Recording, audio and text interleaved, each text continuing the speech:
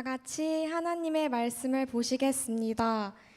오늘 우리에게 주시는 하나님의 말씀은 고린도전서 2장 1절에서 5절 말씀입니다. 고린도전서 2장 1절에서 3절 말씀을 우리가 가진 개역개정 성경으로 함께 읽겠습니다. 형제들아, 내가 너희에게 나아가 하나님의 증거를 전할 때 말과 지혜의 아름다운 것으로 아니하였나니 내가 너희 중에서 예수 그리스도와 그가 십자가에 못 박힌 것 외에는 아무것도 알지 아니하기로 작정하였음이라. 내가 너희 가운데 거할 때 약하고 두려워하고 심히 떨었노라. 아멘. 저는 2010년도에 처음 시리아로 파송을 받았습니다. 네, 그리고 2011년도에 시리아에 내전이 나서 시리아가 어딘지 아시나요? 네, 여기서부터 시작하겠습니다. 네, 이스라엘은 아시죠? 네, 이스라엘이 있습니다. 네, 그렇죠? 네, 이스라엘이 있고 이쪽이 바다입니다. 지중해가 있습니다. 그리고 이스라엘 바로 옆 나라가 요르단입니다. 암몬 족속, 모압 족속, 에돔 족속 들어보셨죠? 들어보셔야 됩니다. 그죠? 네. 그 바로 위에 있는 나라가 시리아입니다. 그래서 성경에서 아시리아로 표현되기도 하고요. 그리고 또 그곳에 다메섹이 있습니다. 네. 그러니까 그곳이 시리아입니다. 그래서 처음에 시리아라는 나라로 파송을 받았는데 1년 뒤에 이제 시리아 내전이 나서 바로 밑에 있는 나라 요르단으로 가게 되었습니다. 그리고 요르단과 시리아 국경에 있는 요르단 북쪽 맨 꼭대기에 있는 도시인 마프락이라는 도시에서 시리아 난민들을 섬기고 있었습니다. 제가 처음 언어를 마치고 그 마프락이라는 마을에 가서 시리아 난민들을 만나는데 이제 이 시리아 사람들이 내전으로 이제 피해서 내려오다 보니까 갖고 올 수 있는 것들이 얼마 없어요. 왜냐하면 시리아에 있는 마을과 요르단까지 넘어오는데 짧게는 40km, 길게는 한 100km 정도 되는 데를 그땐 차 타고 못 넘어왔거든요. 차 타고 오면 막 총 쏘고 그래가지고 밤에 걸어서 넘어와야 됐어요. 그리고 밤에 불을 켜면 멀리서 불빛이 보이면 총 쏘니까 그런 것 때문에 제대로 가지지도 못하고 그리고 이제 넘어와야 됐던 사람들입니다. 그 시리아 난민들이 자녀들도 되게 많아요. 이슬람 사람이나 무슬림들이라 자녀들도 많고 자녀들 데리고 짐들 챙겨오니까 무엇을 갖고 올 수 있을까요? 남비를 갖고 올 수 있을까요? 남비는 일단 무거워서 안 들고 옵니다. 네, 그리고 이동 경로에서 무거우니까 그 쓸모가 없으니까 일단 눈에 보이는 옷가지들 챙기고 아이들 챙기고 비상식량 챙기고 이렇게 해서 내려옵니다. 그렇게 요르단을 넘어왔는데 요르단에는 이제 집에서 살아야 되는데 집에 아무것도 가진 게 없는 거예요. 그래서 시리아 난민을 방문해 봤더니 정말 그냥 시멘트 바닥에서 아무것도 없이 살고 있는 거예요. 그때는 이제 유엔에서도 지원되기 전이었습니다. 지금은 유엔에서 많이 지원을 해서 많이 버틸 수 있게끔 살고 있지만 그 당시 아무것도 없었어요. 그래서 저희가 이제 시리아 난민들을 돕기 위해서 저희가 가진 생활비를 빼고 돈을 다 긁어 모았더니 100만 원이 있었어요. 그래서 하나님 이거 가지고 주님의 일을 하겠습니다. 그리고 이제 시작을 했습니다. 100만 원으로 필요한 물품들을 사서 시리아 난민들을 방문해서 그들의 얘기도 듣고 그리고 그들에게 필요한 물건들을 나눠주는 일을 했습니다. 근데 100만 원인데 사람을 만나면 만날수록 금방 물품이 소진되는 거예요. 100만 원으로 얼마나 지원해 줄 수 있겠어요. 그래서 이제 100만 원이 이제 거의 다 떨어질 때쯤 됐을 때 마음속에 이제 부담감이 생기는 거죠. 이제 가진 게 아무것도 없는데 어떻게 해야 되지? 라고 생각하는데 스위스에 있는 어떤 단체로부터 연락이 왔어요. 제가 굉장히 국제적일 것 같지만 영어를 잘 못합니다. 스위스는 걷다가 스위스 독일어를 쓰고 있습니다. 제가 어떻게 의사소통을 할까요? 방법이 없습니다. 연결고리도 없었는데 스위스에서 그냥 연락이 왔어요. 너네 도와주고 싶다고. 너무 당황했어요. 그리고 나서 저희가 한 달에 필요한 재정만큼을 매달 지원해 주기 시작했어요. 그래서 걱정 없이 시리아 난민들을 돕기 시작했습니다. 참고로 말씀드릴 것은 저는 선교사지만 굉장히 욕심도 많고요. 그리고 굉장히 못했습니다. 네, 그래서 이렇게 막 물건들을 나눠주고 물건이 떨어질 때쯤 되면 이제 재정이 들어와서 또 물건 사가지고 또 나눠주고 그 떨어질 때쯤 되면 또 이제 물건을 나눠주고 근데 떨어질 때쯤 되면 마음이 쫄리는 거예요. 이거 떨어지면 어떡하지? 내일까지 내가 물건 주겠다고 약속했는데 돈이 재정이 안 들어오면 어떡하지? 그런 걱정이 있는 거예요.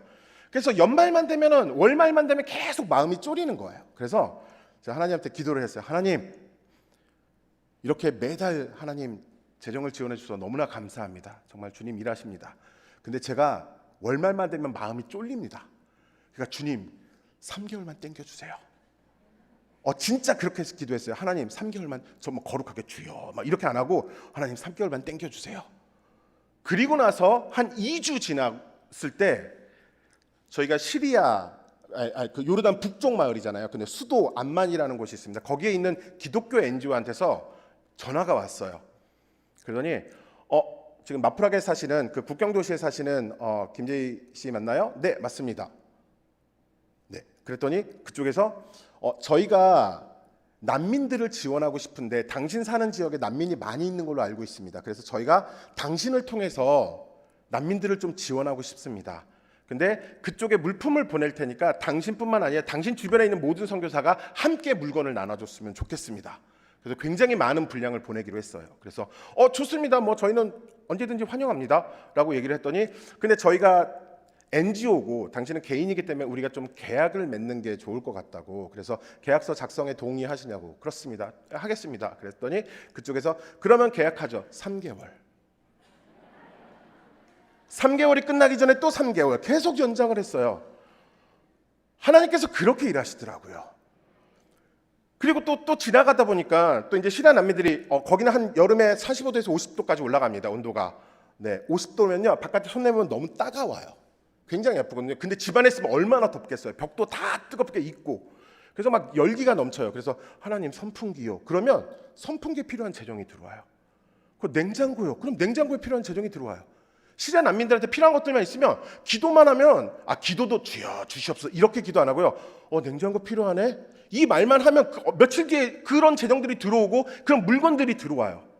한 1년 정도 지나다 보니까 시리아 난민들한테 봤더니 먹을 거를 잘 못 먹어서 이제 헐쭉해진 거예요. 그래서 쟤네들 비타민 C가 필요한데 야채 좀 있었으면 좋겠다 그랬더니 또 다른 NGO에서 야채 지원해 줄 테니까 나눠주래요.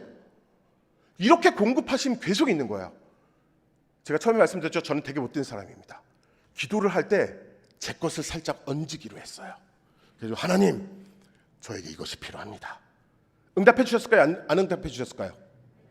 안 해주셨습니다. 그때 한 가지를 배웠어요. 하나님이 시리아 난민들을 보고 계시는구나.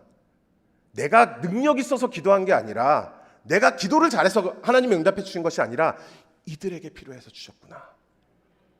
그리고 이제 가정을 방문하고 그들의 얘기를 듣고 이제 복음을 전했죠. 근데 복음을 전하는데 이슬람 사람이라 무슬림들이라 이게 복음을 잘 안 받아들여요.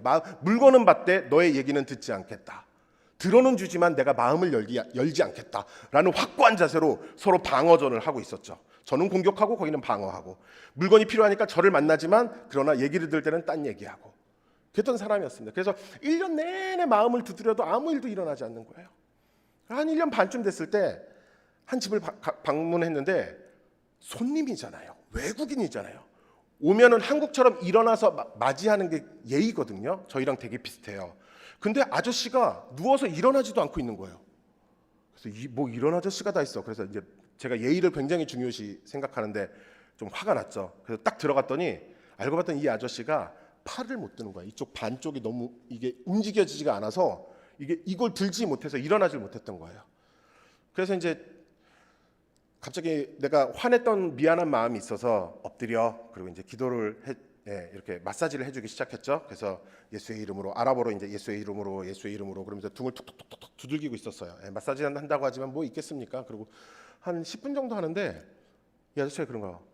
됐어, 다 나았어 그러는 거예요. 저는 안 믿습니다. 그런 거짓말이 어딨어. 네. 왜냐하면 저희들 또 그러잖아요. 누가 계속 마사지 해주면 이게 좀 그 사람 피곤할까 봐 괜찮아 그러잖아요. 아직 찌뿌둥하지만 그런 게 많거든요. 그래서 괜찮아 내가 마사지 더 해줄게 라고 했더니 갑자기 이쪽 팔이 아팠잖아요. 이 팔을 들어서 툭 치더니 낫다니까 그러니까 팔이 올라가는 거예요. 와 그리고 그리고 났어요. 그리고 나서 그 아저씨한테 물었죠. 야 지금 너 팔 났지? 났어. 어떻게 났어? 근데 제이 네가 내가 뭐라고 기도했니? 뭐라고 얘기했니? 예수의 이름으로. 지금 누가 낫게 한 거야? 예수님. 그리고 바로 성경 공부가 시작됐습니다. 다음 주에 다른 집을 갔는데 희한하게 아픈 사람이 또 있네요. 그래서 어떻게 했겠습니까? 기도했죠. 그리고 마사지를 했죠. 또 나았어요. 그 다음 주에 다른 집을 또 다른 집을 방문했는데 그 집에 또 아픈 사람이 있어요. 그런데 또 나았어요. 그리고 저는 병이 난 거는 별로 중요하지 않아요. 성경 공부가 시작됐어요. 복음이 증거되기 시작했다고요. 한 번도 예수님이 십자가에 죽지 않았다고 했던 그 사람들이 예수님의 말씀 앞에 무릎을 꿇었다고요. 그 일들이 일어나기 시작하는 거예요. 근데 다시 한번 말씀드리면 저는 못했잖아요. 첫 주 병자가 났을 때는 하나님께 막 영광을 돌렸어요. 두 주쯤 되니까 나에게 은사가 있는 것 같아요. 한 세 번쯤 병자가 나니까 상품이 나갈 것 같아요, 손에서. 그런 확신이 드는 거예요. 그리고 며칠 지나서 제 아내가 아프다는 거예요. 어떻게 했겠습니까? 엎드려 침대 엎드려 놓고 기도했어요. 하나님, 예수님, 났을까요? 안 났을까요? 안 났습니다. 그때 동일하게 또다시 알게 됐어요. 주님은 필요한 사람에게 그리고 복음을 위해서 일하시는구나. 그렇게 이제 사역들이 점점 늘어나기 시작했어요. 물건들도 많이 들어오고 많은 사람을 만나고 성경 공부도 시작되고 주변에서 알아줄 만한 사역을 하게 됐어요. 그래서 사람들이 마프라게 김재희 하면 알 정도로 저희 지역에 이제 외국인도 특별히 동양 사람은 그 당시에 난민 마을 사역하는 사람은 저밖에 없었기 때문에 그러니까 저 동양인 그럼 저 사람 어떤 사람이야? 그런 게 딱 인지가 되고 사람들 사이에도 사역을 잘한다고 소문이 났어요. 그래서 막 정신이 없어요. 아침부터 막 나가면 계속 일하고 복음 전하고 만나고 그리고 물건 나눠주고 계산하고 NGO 일도 하고 막 이러면서 바빴어요. 그런데 시간이 지나니까 마음이 메말라가기 시작하는 거예요. 무슬림들하고 처음에 이제 만나서 저희가 하는 얘기는 뭐냐면 그 사람들이 가족이 죽은 얘기, 얼마나 처참하게 고문당한 얘기. 한 사람은 정부관한테 잡혀가가지고 그 사람이 양 도축하는 사람이었어요. 근데 사람들한테 공포감을 심어주기 하기 위해서 그 사람 보고 잡힌 사람을 해체시키라고 했어요. 총 겨누면서. 그 사람이 그걸 하면서 어떻게 됐겠어요? 정신이 나가버렸어요. 정신병자가 돼서 넘어왔어요. 그런 사람들, 정기 고문 받은 사람들, 거꾸로 매달려서 두들겨 맞은 얘기들, 이런 얘기를 계속 듣고 있는데 한국말도 아니에요. 외국어기 때문에 집중해서 들어야 되잖아요.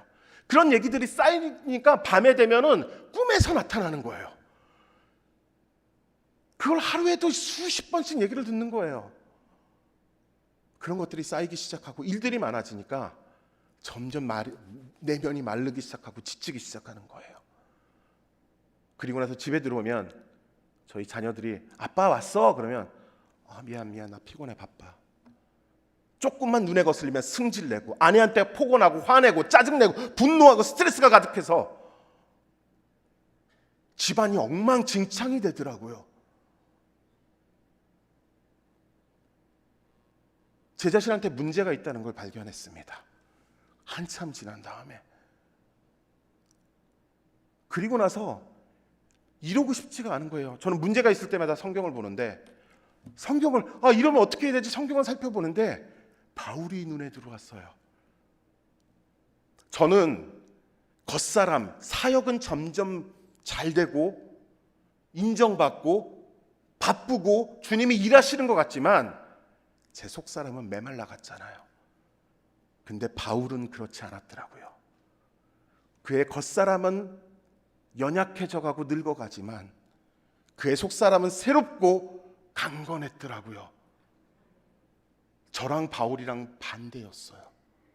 그리고 또 하나, 저는 주변에 있는 분들한테 그런 얘기를 많이 들었어요. 선교사님이든 목사님이든 원래 그런 거야. 사역이 바쁘면 그렇게 되는 거야 라고. 그게 상식이고 맞는 줄 알았어요. 그리고 한국에서 선교사 나가기 전에 전도사 생활할 때 선생님이나 학생들이 와서 저 이렇게 힘들어요 라고 하면 제가 뭐라고 얘기했냐면 기도해, 말씀 봐, 그렇게 얘기를 했어요. 그래서 저도 회복하기 위해서 기도하고 말씀을 봤어요. 회복이 됐을까요?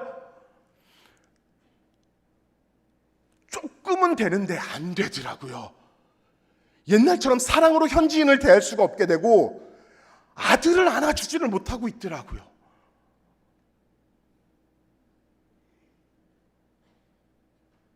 그때 하나님께 매달리기 시작했습니다.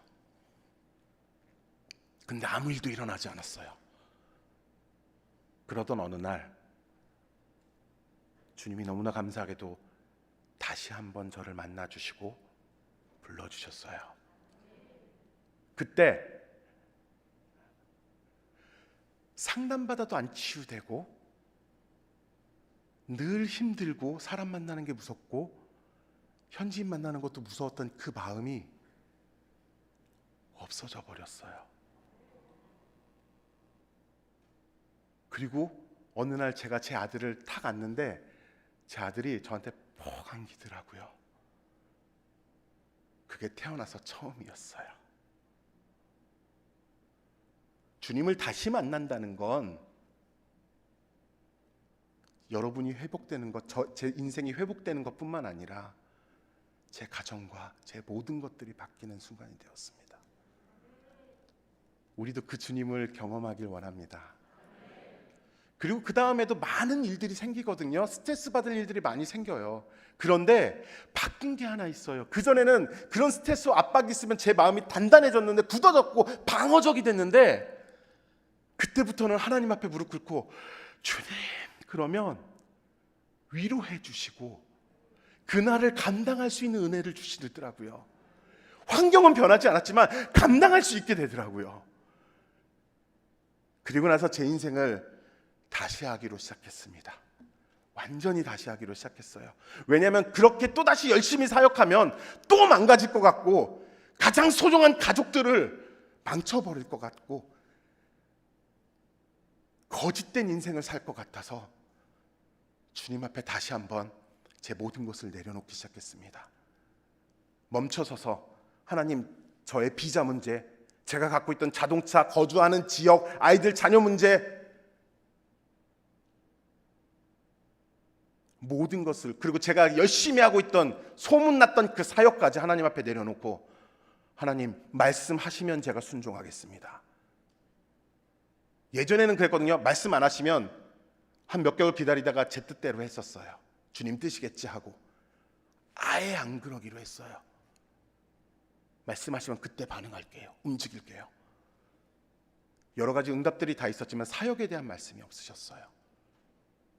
3개월이 지났습니다. 아무 말씀이 없으셨어요.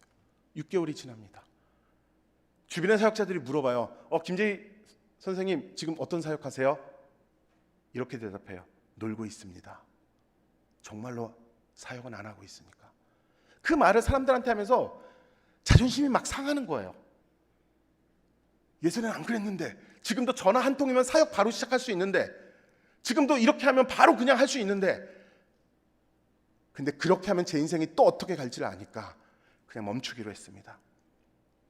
1년이 지났습니다. 1년이 지나고 나서 저희 지역에 있는 선교사님들하고 기도하는 모임이 있었습니다. 정기적으로. 근데 그 기도 모임을 제가 그날은 인도하는 날이었는데 같이 이제 기도하고 혹시 주님께서 주신 마음이 있으면 나눴으면 좋겠습니다 라고 얘기를 했습니다. 다 뭐 이런 얘기들 나누시는데 제 아내 차례가 됐어요. 근데 아내가 이렇게 얘기하더라고요. 주님이 주신 마음이 있는데 나누고 싶진 않습니다. 너무 힘드네요.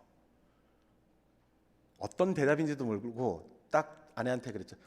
마음이 부담스러워? 하기 싫어? 그럼 주님이 원하시는 말씀이네. 말해봐. 그랬더니 고아라고 얘기하더라고요.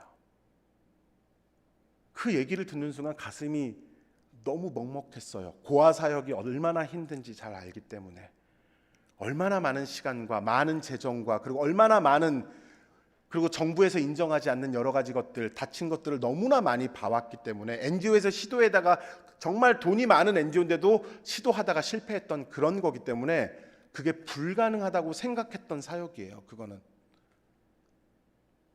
근데 고아라는 얘기를 듣자 가슴이 무너지는 것 같더라고요. 하고 싶지가 않더라고요. 근데 제 인생에 너무나 감사한 것은 하기 싫으면 해야 된다라는 마음이 있습니다. 왜냐하면 주님은 그러시니까요. 네. 그래서 검증의 시간을 거친 다음에 고아에 대한 확신을 받게 되었습니다. 그리고 나서 기다렸습니다.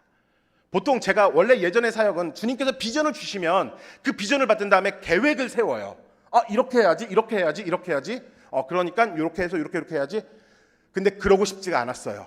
비전만 받고 말고 정말로 하나님께서 모든 것을 열어주시는 것을 경험하고 싶었고, 하나님이 일하시는 현장에 있고 싶었습니다. 그전에도 아까 전에 아멘 하시고 감사했던 것처럼 기도하면 하나님께서 응답해 주셨어요. 근데 제가 다시 한번 그 사역을 돌아봤더니 제가 계획하고 여기에 이게 필요하네, 여기서 이게 필요하네 라고 제가 구하니까 하나님이 채워주신 거지, 제가 하는 사역을 하나님께서 도와주신 거지, 하나님이 일하시는 곳에 제가 동참한 게 아니었더라고요. 정말로 옛날 믿음의 사람들이 했던 것처럼 지금도 동일하게 하나님께서 일하시는 걸 보고 싶었어요. 그리고 기다렸습니다. 응답을 받고 1년 동안 아무 일도 없었어요. 그런데 제 마음의 태도가 바뀌더라고요.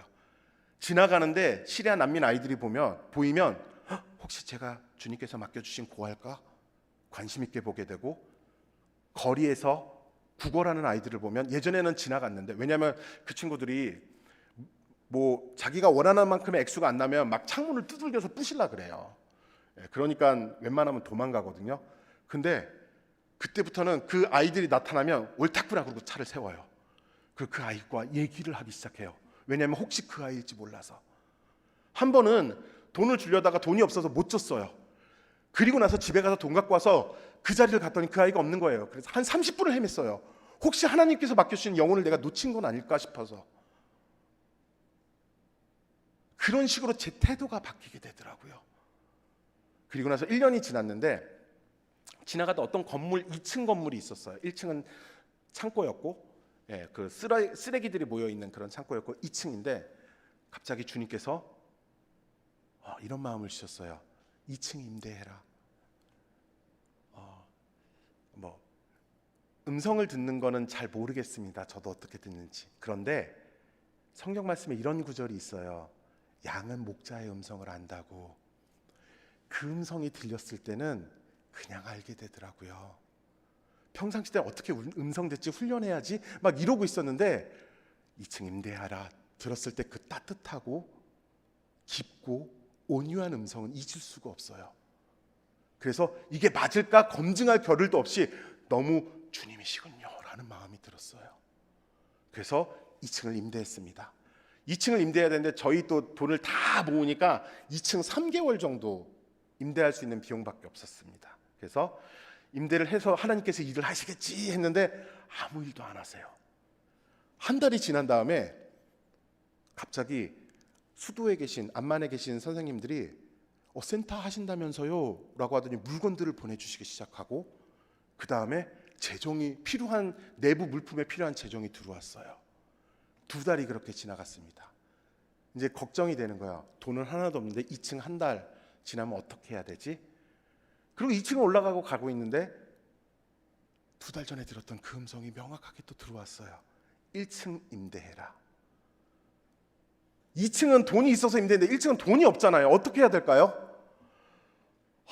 집주인한테 말하는 순간 어떻게 해서는 돈을 갖고 와야 되는데, 그리고 제 재정 원칙은 한 가지가 있는데, 저는 사람들한테 필요를 요구하지 않습니다.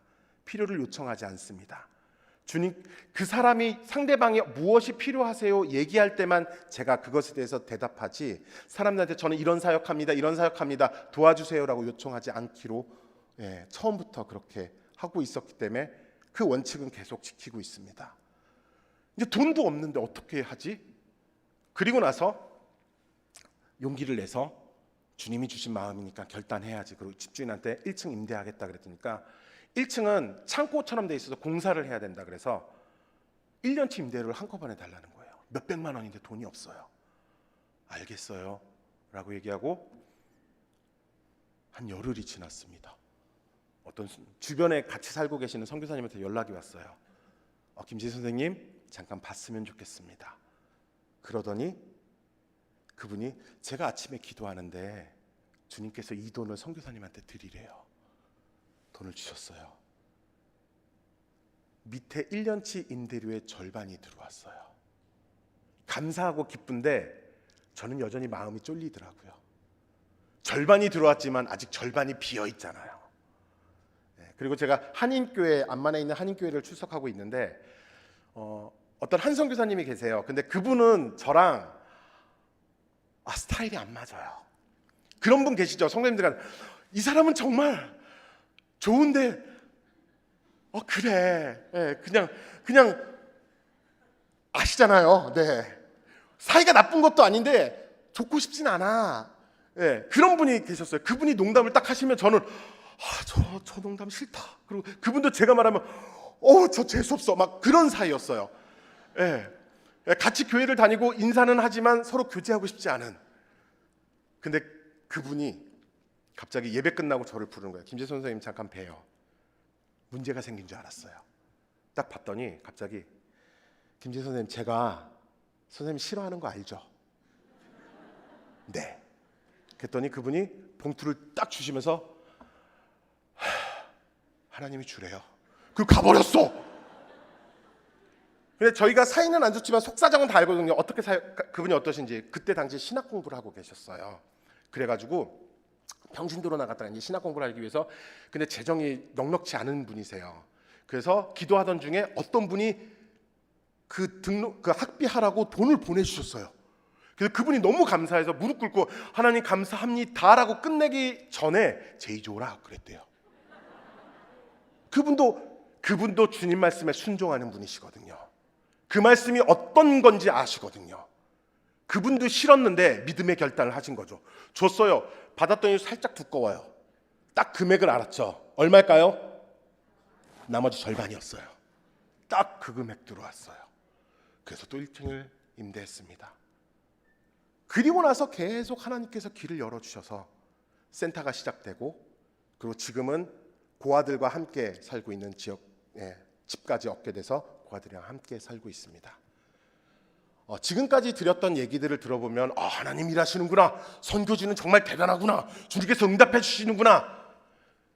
하지만 제가 이 시간 함께 나누고 싶은 마음은 그 말씀이 아닙니다. 센터를 임대한 다음에 회사를 세우라는 말씀도 주셨어요. 그래서 교육 관련 회사를 세우게 되었습니다. 제가 예전에 제 비자가 회사를 설립해서 비자를 세운 거기 때문에, 한번 세워봤기 때문에 그게 얼마나 힘든지 알아요. 근데 다시 회사를 세우라는 마음을 주셨을 때 너무 싫은 거예요. 그리고 이거는 다른 종류의 회사라서 어떻게 세우는지도 몰라요. 그리고 그 회사를 세운 사람이 없었어요. 그래가지고 제가 할 수 있는 서류들을 다 가지고 가요. 관공서에 가면 어떻게 하는지 모르잖아요. 그럼 그냥 서 있어요. 그리고 하나님 어떻게 해야 돼요? 누구한테 물어보면 다 퉁명스러워. 대답도 안 해줘. 다 바빠. 외국인이야. 그리고 한 10분 동안 가만히 있다가 어떻게 해야 되지? 그러다가 얼마나 지난지 모르겠어요. 계속 서 있다가 모르겠어서 그냥 자리에 앉아요. 그리고 하나님한테 계속 기도해요. 하나님 길을 열어주세요. 길을 열어주세요. 길을 열어주세요. 근데 제 옆에 어떤 사람이 앉아요. 그러더니 뭐 필요한 거 있어요? 그래서 제가 서류를 보여주면 나 회사 세워야 되는데 어떻게 해야 돼요? 마침 그 사람이 담당자였어요. 회사를 세워줬어요. 매년 회사를 재등록해야 되는데, 관공서를 가면, 저희가 시골 동네다 보니까 관공서를 가면 외국인이 별로 없거든요. 저를 보면 다 먹잇감으로 생각해요. 어떻게 해서든 서류를 통과 안 시켜서 돈을 뜯어내려고. 매년 그런 일이 있으면 관공서 갈 때마다 서류 붙잡고 이렇게 기도해요. 하나님 길을 열어주세요. 길을 열어주세요. 그리고 하나 넘어가면 또 감사하고. 삶이 그렇더라고요.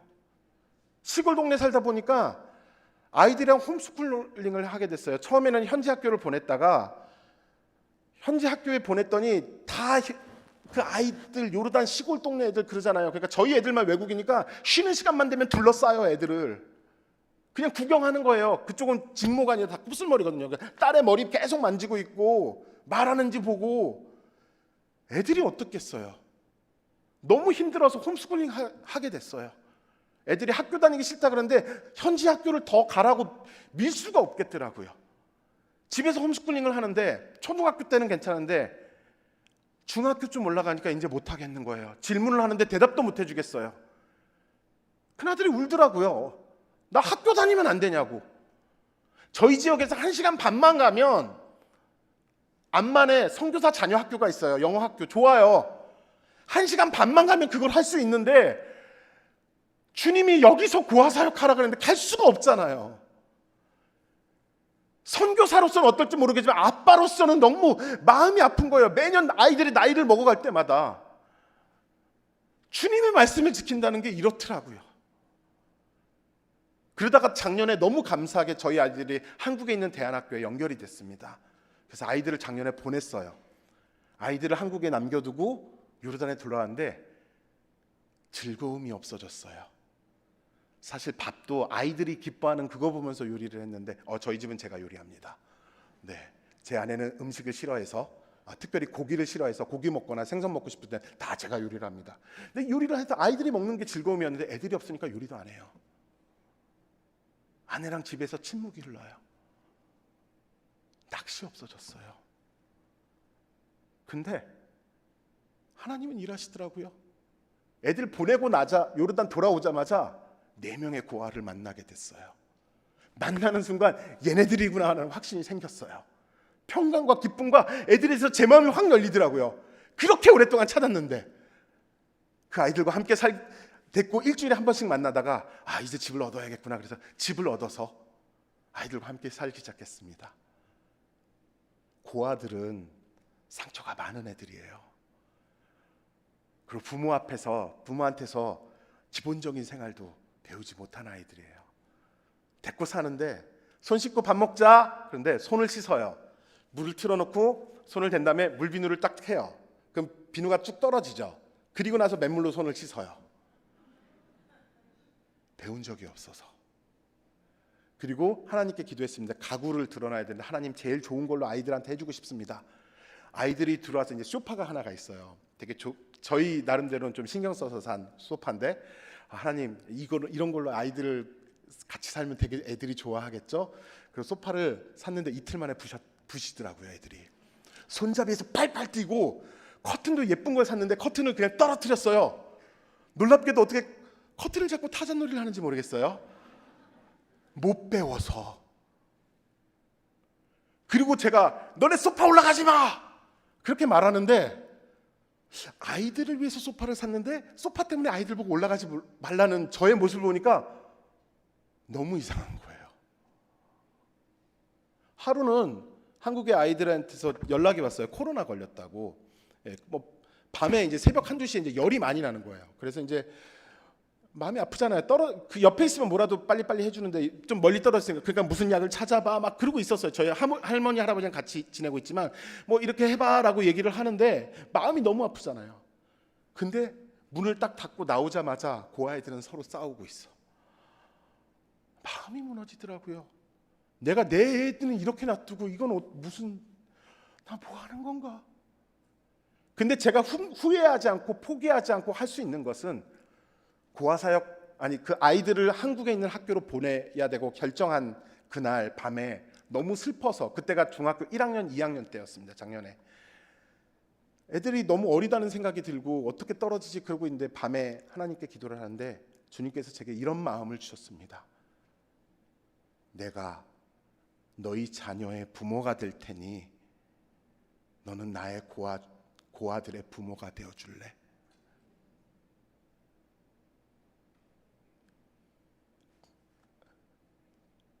그때 주님 마음이 느껴졌어요.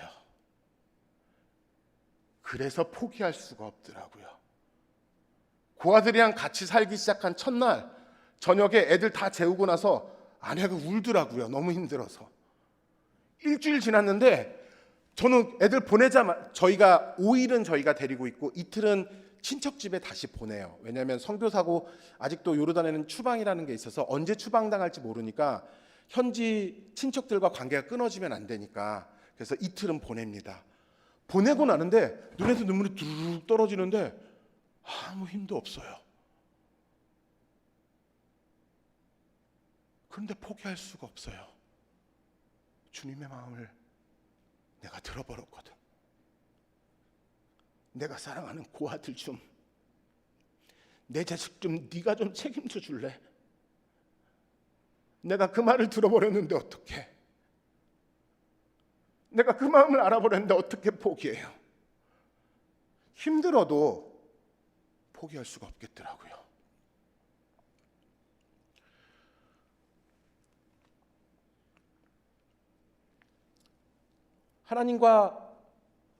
하나님이 일하시는 것에 함께 동참하는 것, 그것을 경험하는 것은 늘 기쁘지만은 않습니다. 지금도 하나님께서 끊임없이 제 삶 가운데, 그 현장 가운데 고아들을 위해서 필요한 것을 정말 밤낮으로 공급해 주시고, 오늘 아이들 옷이 필요하면 애들 옷이 없네? 그러면 어떤 분이 애들 옷 좀 사주세요 라고 돈을 주세요. 지금도 하나님을 경험하고 있습니다. 오기 직전까지도 경험하고 있습니다. 하지만 신나거나 즐겁진 않습니다. 우리가 감당해야 될 책임이 있기 때문에 그렇습니다. 우리 성도님들도 저와 같은 은혜가 있기를 원합니다. 힘드십니까? 라고 질문하면 힘들다고 대답하는데요, 포기하겠습니까? 라고 질문하면 아니요, 포기할 수 없어요.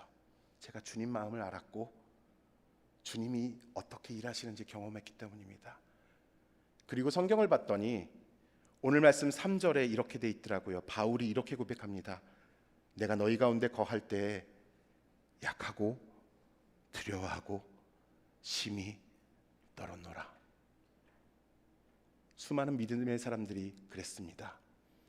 우리 모든 성도님들이 그런 믿음의 사람들이 되길 원합니다. 그리고 그게 너무나 힘들어서 저는 아침에 하나님께 반드시 기도해야 돼요. 하나님, 제가 오늘 하루 감당할 수 있는 은혜를 주세요. 오늘 하루 숨 쉴 수 있는 은혜를 주세요. 그게 없으면 그날을 살 수가 없더라고요. 우리의 매일 아침 기도가 주님의 공급하심이 있고 은혜가 있는 기도가 되길 원하고요. 우리의 삶 가운데 하나님의 일하심이 드러나고 그 증인이 되길 원하고요. 그럼에도 불구하고 기뻐하는 우리 모두가 되었으면,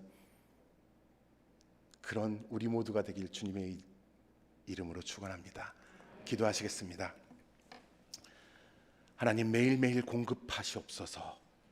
우리의 삶 가운데 당신의 이름이 드러나게 하여 주시옵소서. 우리 가운데 말씀하셔서 우리를 통해서 주님이 원하시는 그 일들이 일어나게 하시며, 우리의 눈을 열어주셔서 주님이 바라보시는 곳을 우리가 바라보게 하시며, 주님의 마음을 알게 하셔서 우리가 포기하지 않게 하여 주시옵소서. 그리고 매일매일 기도할 때 주님 우리 가운데 응답하시고 말씀하시고 하루를 감당할 수 있는 은혜를 허락하여 주시옵소서. 예수님의 이름으로 기도드립니다. 아멘.